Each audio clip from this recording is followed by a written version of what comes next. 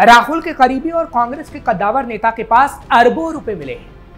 कांग्रेस विधायक के ठिकानों से बेहिसाब रकम मिली, जिसने कई सुलगते सवाल सामने रखती है। क्योंकि राहुल गांधी बार बार ये आरोप लगाते हैं कि बेवजह हमारे नेताओं को आए दिन परेशान किया जाता है, एजेंसियों का गलत इस्तेमाल किया जाता है। लेकिन जब कैमरे के सामने सबूत आ जाएं, तो फिर तो सवाल सुलगेंगे ही। नमस्कार, कैपिटल टीवी का खास शो सुलगता सवाल देख रहे हैं आप। मैं हूं आपके साथ हर्ष भारद्वाज। सवाल तो कई और भी सुलग रहे हैं कि आखिर कांग्रेस विधायक के पास इतनी बेहिसाब संपत्ति कहां से आई। क्या राहुल गांधी इस पर कोई जवाब दे पाएंगे? सवाल और भी हैं, जैसे राहुल के करीबी के पास कहां से आया बेहिसाब पैसा, कांग्रेस विधायक के पास ईडी को और क्या क्या मिला, क्या जनता का पैसा लूट रही है कांग्रेस, रॉबर्ट वाड्रा और कई विधायकों की होगी गिरफ्तारी, बीजेपी पर कांग्रेस का आरोप कितना सही। प्रवर्तन निदेशालय यानी ईडी ने कर्नाटक कांग्रेस विधायक सतीश कृष्ण सेल के घर से 1,41,00,000 रुपए की नकदी जब्त की है। ईडी ने उनके और परिवार के बैंक लॉकरों से लगभग 6.75 किलो गोल्ड की ज्वेलरी और बिस्किट भी बरामद किए हैं। ईडी ने बताया कि तलाशी में मिले कैश और सोने के अलावा 14,13,00,000 जमा वाले बैंक अकाउंट भी फ्रीज किए गए हैं और कई अहम दस्तावेज, ईमेल और रिकॉर्ड भी जब्त हुए हैं। सेल उत्तर कन्नड़ जिले के कारवार विधानसभा सीट से कांग्रेस के विधायक हैं। मामला साल 2010 में हुए अवैध लौह अयस्क के निर्यात से जुड़ा हुआ है। सेल पर आरोप है कि उन्होंने अन्य कंपनियों और बेलकेरी पोर्ट के अधिकारियों के साथ मिलकर करीब 1,25,000 मीट्रिक टन आयरन गैर कानूनी तरीके से बाहर भेजा था, जिसकी कुल कीमत 86,78,00,000 बताई गई थी। ईडी ने 5 कंपनियों में भी छापेमारी की। ईडी अधिकारियों ने बताया कि 13 से 14 अगस्त को कर्नाटक, गोवा, मुंबई और दिल्ली में तलाशी अभियान चलाया गया और कांग्रेस के विधायकों के घर छापेमारी कार्रवाई भी की गई। हालांकि इसी दौरान ही एमएलए के अलावा कई कंपनियों के ठिकानों पर छापे मारे गए, जिसमें Ashapura माइनिकेम, Shri Lal Mahal, Swastik steels, ILC industries, Shri Lakshmi Venkateshwara minerals शामिल है। ईडी का कहना है कि निर्यात उस समय किया गया था जब इसे अंकोला वन विभाग ने पहले ही जब्त कर रखा था। इस मामले की जांच की शुरुआत कर्नाटक लोकायुक्त ने 2010 में की थी, जिसमें बेल्लारी से बेलकेरी पोर्ट तक लगभग 8 लाख टन अवैध लौह अयस्क ले जाने का खुलासा हुआ था। कांग्रेस विधायक को पहले 7 साल की हुई थी जेल। कर्नाटक कांग्रेस विधायक सतीश कृष्ण सेल और इन कंपनियों को बेंगलुरु की स्पेशल कोर्ट यानी एमपीएमएलए कोर्ट ने पहले ही अवैध निर्यात के मामले में दोषी ठहराया था। हालांकि बाद में कर्नाटक हाईकोर्ट ने विधायक की 7 साल की सजा पर रोक लगा दी थी। सेवानिवृत्त लोकायुक्त न्यायमूर्ति संतोष हेगड़े के नेतृत्व वाली एक टीम की एक शिकायत के आधार पर स्पेशल कोर्ट ने अक्टूबर 2024 में सतीश सेल को 7 साल की जेल और 44 करोड़ रुपए जुर्माने की सजा सुनाई थी। सेल ने कोर्ट के आदेश को चुनौती देते हुए हाई कोर्ट में अपील की थी। अपील पर विचार करते हुए न्यायालय ने सजा पर रोक लगा दी थी और जमानत देते हुए जुर्माने की राशि का 25% जमा करने का निर्देश दिया था।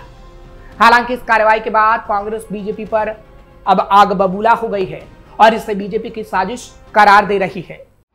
रॉबर्ट वाड्रा पर भी कसा गया शिकंजा। हालांकि इससे पहले आपको याद होगा कि रॉबर्ट वाड्रा पर भी ईडी ने शिकंजा कसा था। प्रवर्तन निदेशालय ने रविवार को रॉबर्ट वाड्रा के खिलाफ चार्जशीट दायर की है। ईडी सूत्रों का दावा है कि वाड्रा ने गलत तरीके से करीब 58 करोड़ रुपए कमाए हैं। वहीं दूसरी तरफ रॉबर्ट वाड्रा ने पूछताछ के दौरान 3 दिवंगत लोगों पर घोटाले का आरोप लगाया है। प्रवर्तन निदेशालय की गुरुग्राम जमीन सौदे की जांच में रॉबर्ट वाड्रा से 2 बार बयान लिए गए थे। पहला बयान 15 अप्रैल को, दूसरा 16 अप्रैल 2025 को लिया गया था और एक बार फिर उन पर अब शिकंजा कसा गया है। वाड्रा ने 3 दिवंगत लोगों पर घोटाले का आरोप लगाया। सूत्रों के मुताबिक पूछताछ के दौरान वाड्रा ने कई सवालों के सीधे जवाब देने से बचते हुए जिम्मेदारी 3 दिवंगत लोगों HL बाहवा, राजेश खुराना और महेश नागर पर डाल दी। उनका कहना था कि ये लोग उनकी ओर से काम करते थे। जब ईडी ने उनसे इस बात के सबूत मांगे तो वो कोई दस्तावेज पेश नहीं कर पाए और जानबूझकर दिवंगत लोगों पर आरोप लगाए ताकि वाड्रा बच सके। वाड्रा पर 58 करोड़ रुपए गलत तरीके से कमाने के आरोप। ईडी सूत्रों का दावा है कि वाड्रा ने अपनी कंपनियों स्काईलाइट हॉस्पिटैलिटी प्राइवेट लिमिटेड और BBTPL के जरिए गलत तरीके से करीब 58 करोड़ रुपए कमाए। ये पैसा उन्होंने अपनी आलीशान जिंदगी और अपने या अपनी कंपनियों के नाम पर जमीन जायदाद खरीदने में लगाया। सूत्रों के मुताबिक वाड्रा के खिलाफ दायर चार्जशीट में इन खुलासों का जिक्र हुआ है। मामला शिकोहपुर जमीन घोटाले से जुड़ा है। प्रवर्तन निदेशालय ने PMLA के तहत रॉबर्ट वाड्रा, सत्यानंद याजी, केवल सिंह विर्क और कई कंपनियों पर कार्रवाई करते हुए कोर्ट में चार्जशीट दाखिल की। पूरा मामला क्या है? ये मामला हरियाणा के गुरुग्राम के शिकोहपुर गांव में जमीन की खरीद बिक्री और लाइसेंस जारी करने में हुई गड़बड़ियों से जुड़ा है। 1 सितंबर 2018 को हरियाणा पुलिस ने गुरुग्राम के खेड़की दौला थाने में FIR दर्ज की। इसमें रॉबर्ट वाड्रा, हरियाणा के पूर्व मुख्यमंत्री भूपेंद्र सिंह हुड्डा, DLF कंपनी और ओंकारेश्वर प्रॉपर्टी प्राइवेट लिमिटेड समेत अन्य पर धोखाधड़ी, साजिश और भ्रष्टाचार के आरोप लगे। स्काईलाइट हॉस्पिटैलिटी प्राइवेट लिमिटेड ने बहुत कम पूंजी होने के बावजूद 3.5 एकड़ जमीन सिर्फ 7 करोड़ 50 लाख में खरीद ली, जबकि इसकी असली कीमत 15 करोड़ थी। सेल डील में झूठ लिखा गया कि भुगतान चेक से हुआ, जो कभी कैश नहीं हुआ। करीब 45 लाख की स्टाम्प ड्यूटी बचाने के लिए गलत जानकारी दी गई। आरोप है कि जमीन रॉबर्ट वाड्रा के प्रभाव के बदले ओंकारेश्वर प्रॉपर्टी को तत्कालीन CM से हाउसिंग लाइसेंस दिलाने के लिए की गई। बाद में जमीन का कमर्शियल लाइसेंस लेकर, दबाव बनाकर और फाइल में हेरफेर कर जारी किया गया और इसे 58 करोड़ में DLF को बेच दिया गया। मिली जानकारी के मुताबिक लाइसेंस के लिए आवेदन में 3.53 एकड़ जमीन दिखाई गई, जबकि कॉमर्शियल यूज के लिए केवल 1.35 एकड़ ही जमीन थी। सेक्टर गुड वाली जमीन भी शामिल कर नियमों को नजरअंदाज रॉबर्ट वाड्रा की तरफ से किया गया। वरिष्ठ अधिकारियों के दबाव में लाइसेंस प्रक्रिया को तेजी से पूरा किया गया। फाइल में तारीखें बदलने और नक्शे में फेरबदल के सबूत भी मिले हैं। ईडी के मुताबिक रॉबर्ट वाड्रा को इस सौदे से 58 करोड़ की अवैध कमाई हुई है।